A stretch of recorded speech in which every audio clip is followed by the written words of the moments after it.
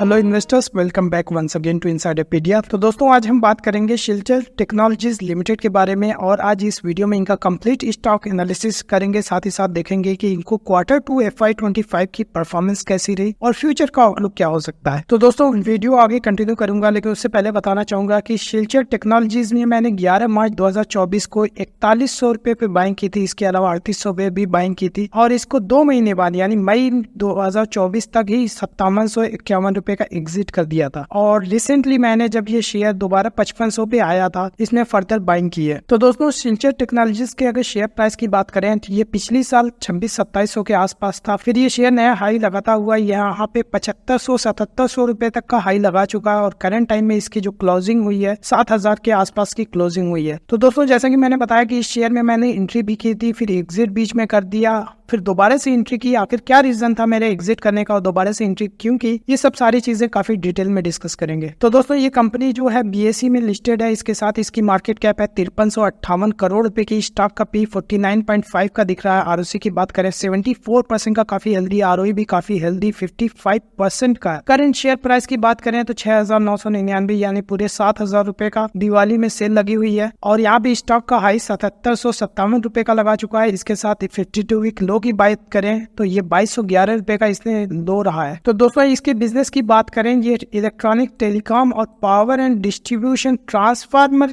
में ये बिजनेस कर रहे हैं, इनकी मैन्युफैक्चरिंग करते हैं। तो अगर आप ट्रांसफार्मर्स के स्टॉक अगर देख रहे होंगे तो सारे ही ऑलमोस्ट अच्छे परफॉर्म कर रहे हैं और उसी में मैंने शिल्चर टेक्नोलॉजीज को पिक किया। वैसे तो दोस्तों इसका चार्ट हम ऑलरेडी डिस्कस कर चुके हैं, लेकिन एक चीज जो मैं हाईलाइट करना चाहूंगा कि इसका अगर चार्ट देखें तो ये 50 DMA के काफी ऊपर और लगातार ये हाई लगाता हुआ दिख रहा है। तो अगर आपको लॉन्ग टर्म इन्वेस्टमेंट करना है, चार्ट आपको बहुत ज्यादा समझ में नहीं आता, लेकिन कम से कम ये देखिए कि ये 50 DMA और 200 DMA से ऊपर होता हुआ ट्रेड करे। अगर 50 DMA से ऊपर ट्रेड करा तो ये काफी ज्यादा अच्छी पोजीशन में है शेयर प्राइस। इसी के साथ अगर 200 DMA से ऊपर है तो भी पोजीशन बेटर है। अगर कोई शेयर 200 DMA से नीचे जाए तो उसको डीपली एनालाइज करें। अगर 3 साल के चार्ट की बात करें तो ये इसने ऑलरेडी मल्टी बैगर रिटर्न दिया। 3 साल पहले शेयर प्राइस 108 रुपए का था, आज 7000 रुपए का चला गया। तो share already multi bagger return दे चुका है। तो दोस्तों अगर इनकी क्वार्टरली परफॉर्मेंस की बात करें तो यहाँ पे सेल्स देख सकते हैं कि सितंबर 2024 रिसेंटली इन्होंने जो रिजल्ट डिक्लेयर किया 131 करोड़ का रेवेन्यू रिपोर्ट किया था, जो कि सितंबर 2023 में 106 करोड़ का रेवेन्यू था। इसी के साथ इनका नेट प्रॉफिट की बात करें तो 24 करोड़ का नेट प्रॉफिट जो लास्ट ईयर रिपोर्ट किया था, अभी फिलहाल में 33 करोड़ का नेट प्रॉफिट लेटेस्ट क्वार्टर में रिपोर्ट किया है। इसी के साथ इनका ऑपरेटिंग प्रॉफिट मार्जिन भी देख सकते हैं कि 27%, 30%, 28% और लेटेस्ट क्वार्टर में highest ever operating profit margin 31% का रिपोर्ट किया है। दोस्तों इस शेयर में एक और अच्छी बात है कि डिप्रिसिएशन का लेवल देख सकते हैं कि निग्लिजिबल सा 1 करोड़ का डिप्रिसिएशन है। जैसा कि मैं कहता हूं कि डिप्रिसिएशन को हमेशा प्रॉफिट बिफोर टैक्स से कंपेयर करना चाहिए। तो आप देख सकते हो कि मैं कहता हूं कि 1 करोड़ का डिप्रिसिएशन हो तो profit before tax at least 3 crore रुपए का होना चाहिए। यहाँ तो 44 करोड़ है, बहुत ही ज्यादा हाई है। यही वजह आप देख सकते हैं कि ये शेयर 100 रुपए से 700 का चला गया, क्योंकि यहाँ पे ऑपरेटिंग लेवरेज प्ले आउट कर रहा है। कंपनी को एक्सपेंशन के लिए बहुत ज्यादा कैपेक्स नहीं करना पड़ रहा है और सारा इनका रेवेन्यू है वो कैश फ्लो में कन्वर्ट हो जाता है। तो दोस्तों इनके एनुअलाइज्ड परफॉर्मेंस पे एक नजर डालें तो यहाँ पे सेल्स देख सकते हैं कि 2021 में 118 करोड़ का रेवेन्यू था, 2022 में 180 हुआ, फिर 2023 में 280 हो गया, फिर FY24 में 397 अप्रोक्सीमेटली 400 करोड़ का रेवेन्यू हुआ और TTM बेसिस पे 461 करोड़ का रेवेन्यू रिपोर्ट किया है। हालांकि यहाँ पे देखें तो लगातार ग्रोथ दिख रही है। इसी के साथ नेट प्रॉफिट की बात करें 6 करोड़ का प्रॉफिट 14 करोड़ का हुआ, फिर 43 का हुआ, फिर 92 का हुआ, अभी 108 करोड़ का TTM बेसिस पे प्रॉफिट शो कर रहा है। और इसी के साथ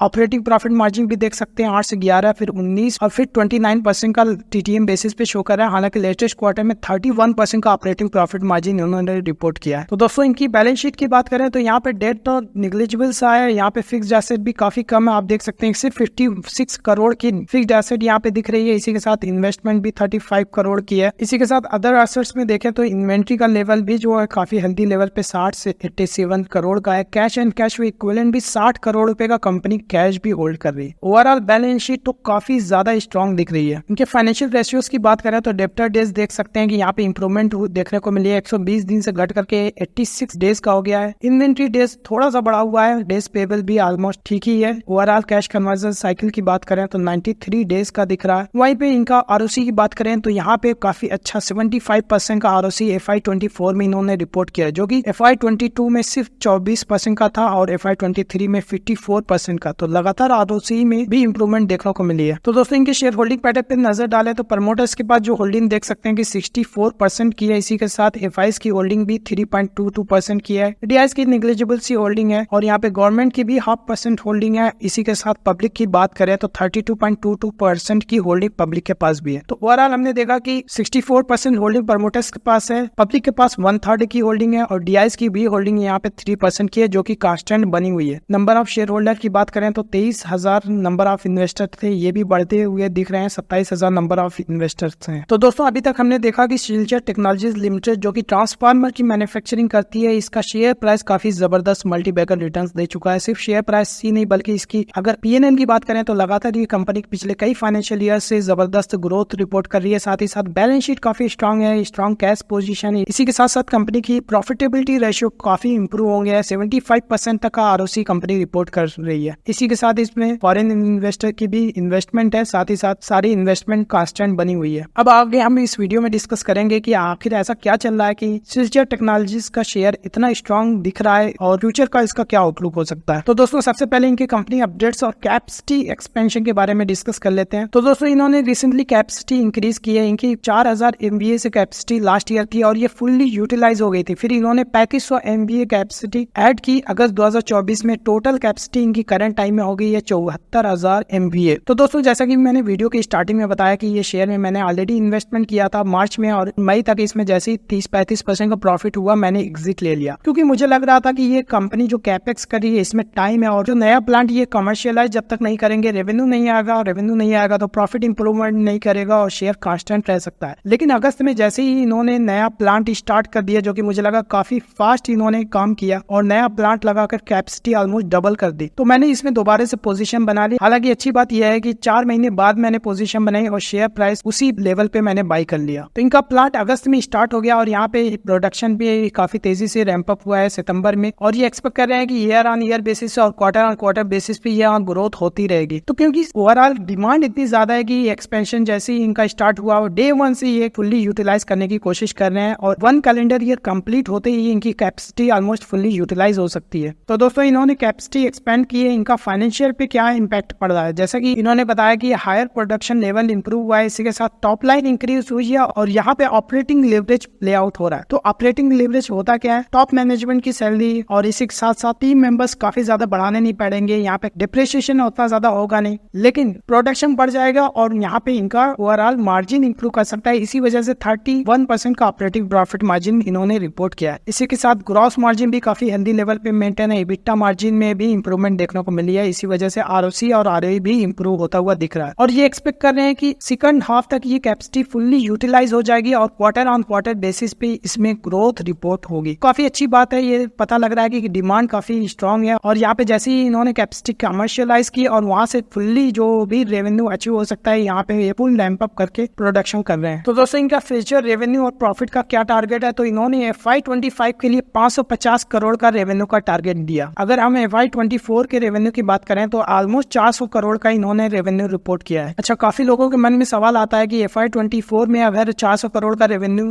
रिपोर्ट किया तो कैपेसिटी डबल करने के बाद FY25 में 550 करोड़ का ही रेवेन्यू क्यों। हालांकि अगर कैपेसिटी डे 1 से फुल्ली यूटिलाइज हो रही है तो यहाँ पे 600 से 700 करोड़ का रेवेन्यू अचीव हो जाना चाहिए। ऐसा इसलिए हुआ कि 6 महीना ऑलरेडी इस फाइनेंशियल ईयर में गुजर चुके हैं, जो कि 6 महीना बचा है वहीं पे प्रोडक्शन फुल कैपेसिटी पे चलेगा तो उतना ज्यादा अचीव नहीं पाएगा। अगर इनका फुल कैपेसिटी की बात करें तो FY26 में यहाँ पे टर्नओवर इनका 750 से 800 करोड़ तक जा सकता है जब इनका नया प्लांट फुल्ली यूटिलाइज हो जाएगा। तो ये चीज समझना जरूरी है कि ओवरऑल आने वाले 1 साल के लिए काफी अच्छा है, ये ओवरऑल यूटिलाइज करते हैं तो यहाँ से समझिए कि रेवेन्यू डबल हो सकता है। तो दोस्तों इनकी डिमांड फोरकास्ट और एक्सपेंशन प्लान्स भी हैं, क्या है चलिए डिस्कस करते हैं। ये काफी डिमांड एक्सपेक्ट कर रहे हैं और यहाँ पे बताया कि ये डिमांड अगले 4 से 5 साल तक होने वाली है। ये demand mainly renewable energy sector से आ रही है। यहाँ पे दिसंबर 2024 या जनवरी तक ये डिमांड को देखते हुए FY26 के लिए नया प्रोजेक्ट अनाउंस कर सकते हैं और यहाँ पे एक्सपेंशन का प्लान ला सकते हैं। तो दोस्तों यहाँ पे एक चीज समझने वाली जरूरी है कि कंपनी ने रिसेंटली यानी अगस्त में ही इन्होंने कैपेसिटी ऑलमोस्ट डबल कर दी। इसके बावजूद दिसंबर यानी 3-4 महीने बाद फिर इनका कैपेसिटी बढ़ाने का प्लान है, क्योंकि इतनी ज्यादा डिमांड है तो फ्यूचर तो काफी ज्यादा ब्राइट दिख रहा है। तो दोस्तों इनकी प्रोडक्शन कैपेसिटी की बात करें तो इनके पास इनफ लैंड पार्सल्स हैं। यहाँ पे कैपेसिटी एक्सपेंशन ये 25,000 से 3,000 MVA कर सकते हैं। तो अभी इन्होंने 7,500 MVA तक कैपेसिटी बिल्डअप कर दी है। लैंड पार्सल इनफ है, यहाँ पे कंपनी को बहुत ज्यादा कैपेक्स नहीं करना पड़ेगा। पड़ेगा। जैसा कि मुझे याद है कि लास्ट जो कैपेसिटी इन्होंने डबल किया अगस्त में, सिर्फ 35 करोड़ की इन्वेस्टमेंट से इन्होंने कैपेसिटी अपनी डबल कर ली, जो कि बिजनेस काफी एसेट लाइट है। इसी वजह से आप इनका देख सकते हैं आरओसी और आरओई 50-60% का दिख रहा है। तो दोस्तों इनका किन मार्केट पे फोकस होने वाला है और क्या स्ट्रेटेजी है, चलिए उसको डिस्कस कर लेते हैं। तो दोस्तों इनका प्राइमरी मार्केट और सेक्टर जो उस पर फोकस रहने वाला है, ये रिन्यूएबल एनर्जी सेक्टर पे ही एक्सक्लूसिवली फोकस कर रहे हैं। और यहाँ पे काफी स्ट्रॉन्ग डिमांड देखने को मिल रही है कि गवर्नमेंट पुश कर रही है कि रिन्यूएबल एनर्जी, और इंडिया में काफी बिग बड़े बड़े प्रोजेक्ट भी आ रहे हैं और ये ग्रोथ एक्सपेक्ट कर रहे हैं। लोकल और एक्सपोर्ट दोनों मार्केट में यहाँ पे ग्रोथ इनको देखने को मिल रही है।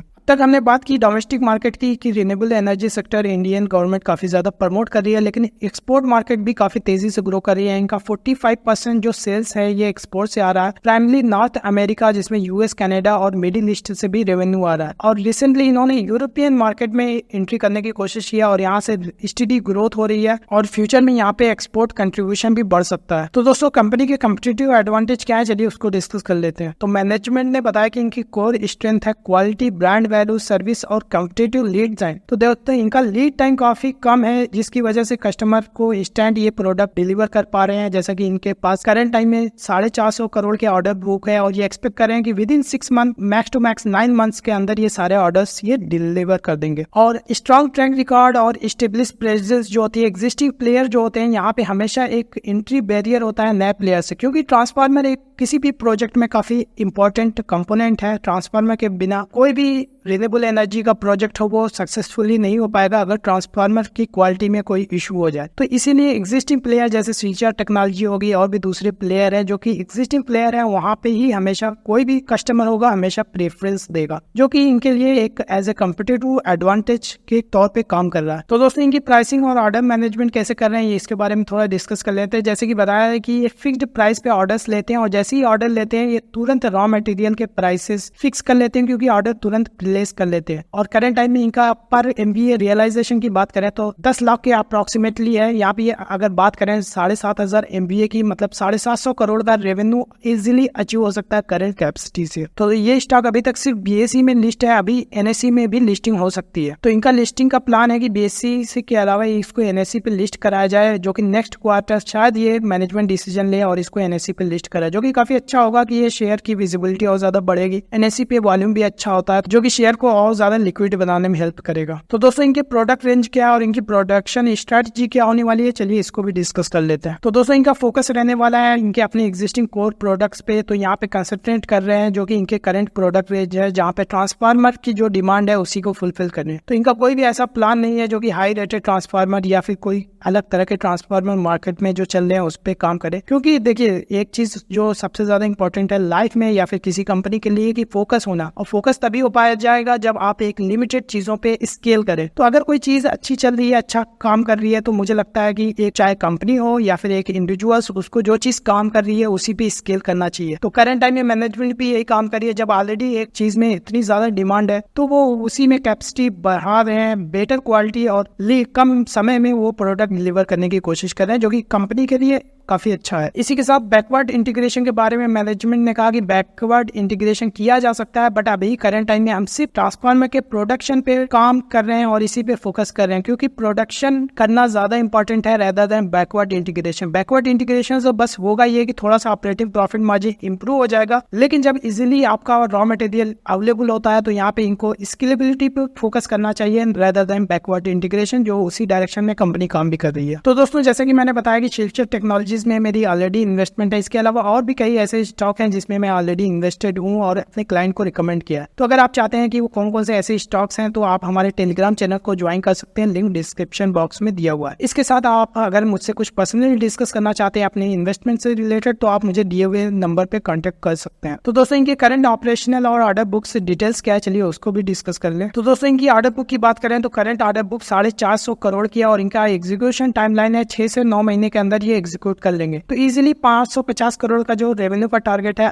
इजीली अचीव हो सकता है। तो दोस्तों ये company mainly renewable energy sector में जो ट्रांसफार्मर की रिक्वायरमेंट है उसी पे काम कर रही है और 60% सेल्स जो है इनके ट्रांसफार्मर की रिन्यूएबल एनर्जी ट्रांसफार्मर से आ रही है, और जो बाकी बचा हुआ है डिस्ट्रीब्यूशन ट्रांसफार्मर है या फिर एक्सपोर्ट से इनका 45% का रेवेन्यू आ रहा है। इसी के साथ इन्होंने क्लैरिफाई किया कि ये ट्रांसफार्मर कोई भी सप्लाई नहीं कर रहे हैं यूटिलिटी कंपनीज को। तो दोस्तों इस वीडियो का एंडिंग पार्ट कंक्लूजन। तो दोस्तों अब तक हमने देखा कि शिल्चर टेक्नोलॉजीज का शेयर शेयर प्राइस पिछले 3 फाइनेंशियल ईयर से काफी स्ट्रॉन्ग मल्टीबैगर रिटर्न दे चुका है। शेयर प्राइस जो 100 रुपए का था अभी 7,000 रुपए का ट्रेड कर रहा है। हालांकि बिजनेस अभी आउटलुक ऐसा है कि अभी डिमांड काफी रोबस्ट है। मैनेजमेंट ने 2 महीने पहले कैपेसिटी डबल कर ली, इसके बावजूद दिसंबर तक की नया कैपेक्स प्लान लेकर के हैं। हालांकि अभी तक कोई खास डिटेल्स नहीं दी कि कितना बड़ा प्लांट ला सकते हैं, लेकिन कंपनी के पास इनफ लैंड है जहां पे ये अपना एक्सपेंशन कर सकते हैं। इसी के साथ इनके पास रोबस्ट ऑर्डर बुक 450 करोड़ की है और मैनेजमेंट कॉन्फिडेंट है कि 550 करोड़ का ये FY25 में रेवेन्यू अचीव कर लेंगे। साथ ही साथ अगर ये फुल प्लांट 1 साल तक चल जाता है तो यहाँ पे 700 से 800 करोड़ का रेवेन्यू देखने को मिल सकता है। स्टॉक का P 50 के आसपास है और मुझे लगता है कि ये शेयर में जिस हिसाब से पोटेंशियल है उस वजह से शेयर प्राइस काफी जस्टिफाइड है और मुझे लगता है कि कुछ टाइम तक होल्ड करने में यहाँ पे अच्छा गेन देखने को मिल सकता है। इस शेयर में ऑलरेडी मैंने बीच में एग्जिट लिया था, लेकिन दोबारा से उसी प्राइस पे एंट्री ले लिया और अभी अच्छे खासे गेन पे हैं और आगे भी होल्ड करने का प्लान है। तो दोस्तों उम्मीद करता हूँ ये वीडियो आपको काफी अच्छा लगा होगा। अच्छा लगा तो इसको लाइक करें, चैनल पे नया है तो सब्सक्राइब कर लीजिए क्योंकि इसी तरह के वीडियोस मैं रेगुलरली अपडेट करते रहता हूँ। And thank you for watching.